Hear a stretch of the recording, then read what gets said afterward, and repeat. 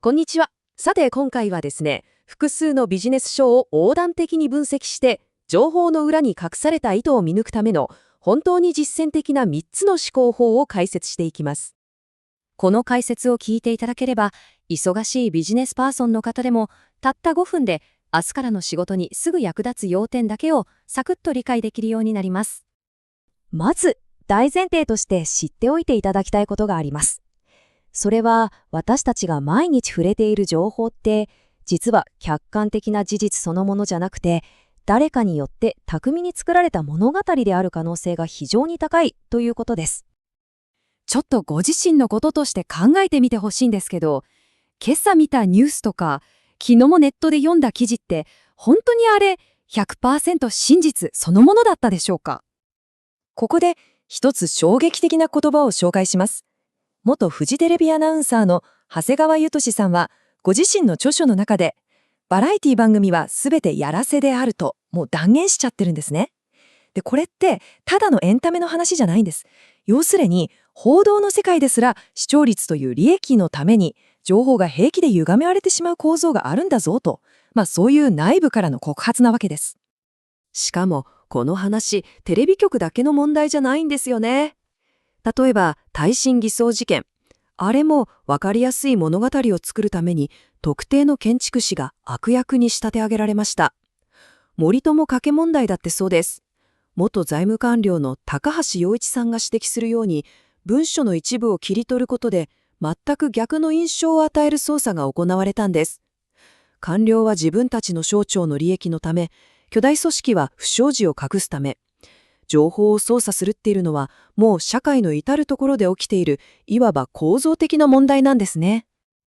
じゃあ、僕たちはどうすればいいのか。こういう作られた物語に騙されないで、その裏にある本質を見抜くにはどうしたらいいんでしょうか。そこで今回、複数の書籍から抽出した、すごく実践的なビジネスフレームワークを紹介します。それがこの3つの思考法です。動機は何か、何が隠されているか、そして正義を疑う。一つずつ具体的に見ていきましょう。はい、まず最初のステップです。それは、その情報が出てくることで、誰が得をするのっていうその動機を探ること。ジャーナリストの宮崎学さんも言っていますが、これが物事の裏側を見るための基本中の基本であり、最も重要な原則なんです。いろんな本要約を分析していくとですね、情報が発信される動機って、大体この3つに集約されます。一つは、利益、お金ですよね。そして、権力、自分たちの影響力を保ちたい。最後に、自己保身、都合の悪いことを隠したいと、情報は決して中立なんかじゃないってことなんです。例えば、利益について見てみましょうか。さっきの長谷川さんの指摘を思い出してください。民放のテレビ局って、あれは株式会社なんですよね。つまり、株主のために利益を出すのが目的。彼らにとっての本当のお客様って、実は僕たち視聴者じゃなくて CM を出してくれるスポンサー企業なんです。だから、事実が正しいかどうかよりも、スポンサーが喜びそうで、視聴率が取れる面白い物語の方がどうしても優先されてしまうわけです。権力と自己保身も全く同じ構図です。元財務官僚の高橋さんによれば、官僚は自分たちの収益を守るためにメディアを巧みに操ります。また別の書籍では、ある巨大組織が不都合な税務問題を隠蔽するためにあらゆる圧力をかけた様子が描かれていて、自己保身のための情報操作の実態がよくわかります。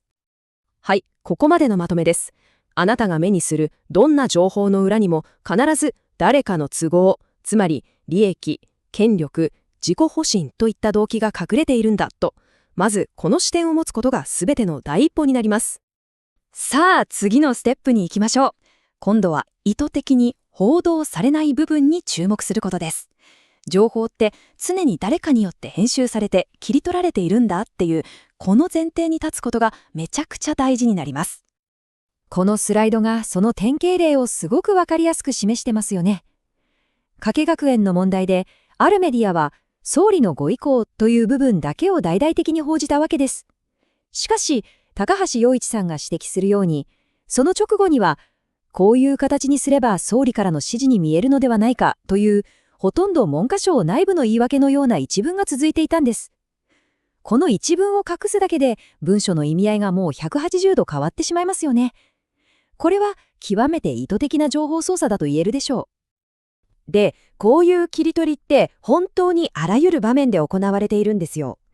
例えば財務省は海外の投資家向けと僕たち国民向けで国の財政状況の説明を使い分けたりします。耐震偽装事件の時も建物が無事だった事実や関係者の悲劇は面白くないからという理由でほとんど報じられませんでした。テレビのインタビューでさえ番組の筋書きに合うコメントだけをうまく引っ張り出している作業なんです。ということは、ステップ2の結論はこうです。私たちが本当に知るべき本質は、声高に報じられている部分ではなく、意図的に隠されたり、報道されなかったりする部分にこそ眠っていることが多いのです。さあ、いよいよ最後のステップです。これは、わかりやすい正義の味方と絶対的な悪という、すごく単純な二項対立の物語が出てきたら、ちょっと待てよと注意する思考法です。ジャーナリストの宮崎真学さんはこう警告しています。正義を体現していると信じた瞬間から自分が世界の中心になってしまう。そしてその正義に従わないものを悪と断じてしまう。この単純化こそが思考停止への入り口なんですね。この表がその構造をうまく説明しています。現実の世界っていろんな利害が絡み合っていて、単純に善悪で割り切れないグレーな部分に満ちていますよね。でもメディアはそれを視聴者に分かりやすく伝えるため、一人の絶対的な悪役と正義の味方という単純な物語に書き換えてしまう。耐震偽装事件の姉派建築士がまさにその典型例でした。だからこそ僕たちが肝に銘じておくべきことはこれです。物語がやけに単純で分かりやすい敵がいて、なんだか自分たちが正義の味方だと感じられるとき。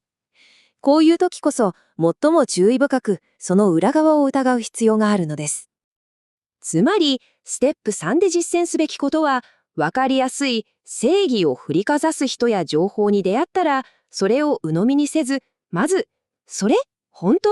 と疑うことから始める。この習慣があなたを思考停止から守ってくれます。さて、では最後に、この3つの思考法を明日から実践するための超具体的な第一歩をお伝えしますね。やることは本当にたった一つだけです。すごくシンプルなんですけど、効果は絶大ですよ。明日から1週間、ニュースに触れるたびに、必ず、この情報で得をするのは誰だろうと自分に問いかけてみてください。このステップ1を実践するトレーニングだけで、あなたの情報の見え方は劇的に変わるはずです。このように複数のビジネス書要約から多忙な方が短時間で実践値を身につけられる解説を今後もお届けしていきます。見逃さないようぜひチャンネル登録と高評価をお願いします。それではまた次回お会いしましょう。